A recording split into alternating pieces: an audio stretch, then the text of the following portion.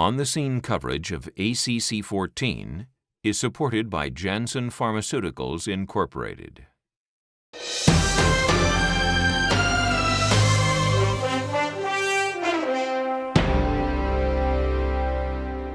I'm Dr. Fred Beauvais. I'm here in Washington, D.C. at the ACC National Meeting.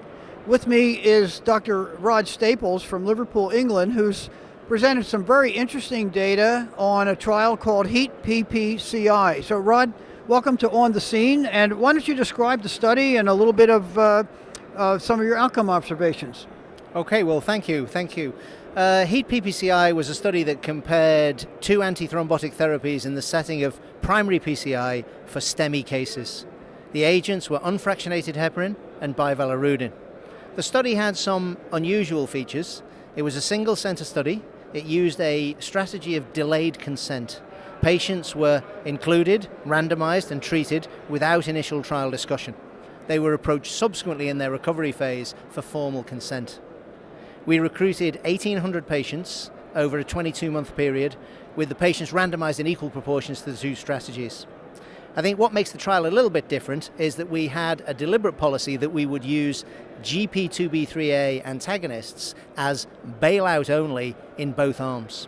This means we get perhaps the first ever comparison of heparin and Bivalirudin in STEMI with equal use of GP2B3A agents.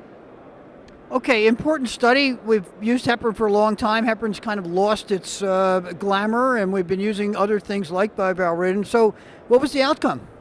Well, the primary efficacy outcome was assessed at 28 days. It was a composite of adverse cardiac events, all-cause mortality, CVA, reinfarction, and target lesion revascularization.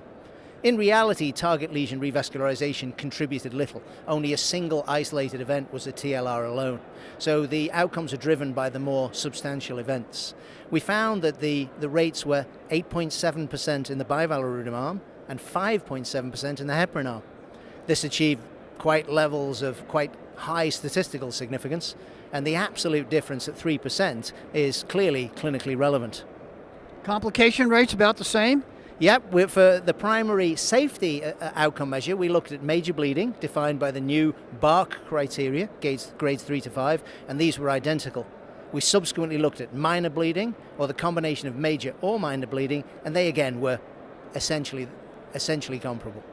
So this is really an important observation. I mean, obviously the cost difference between heparin and Bivalirudin is pretty significant, and if we're getting at least similar, if not better results with heparin, then it seems to me there has to be a little bit of rethinking on how we're going to use Bivalirudin for acute STEMI therapy. Well, I do agree. The cost difference is substantial. In the United Kingdom, a typical patient, average body weight, average duration, the difference might be 500-fold. Increasingly, Bivalirudin is being used with an extended infusion, which could push that difference to 1,500-fold.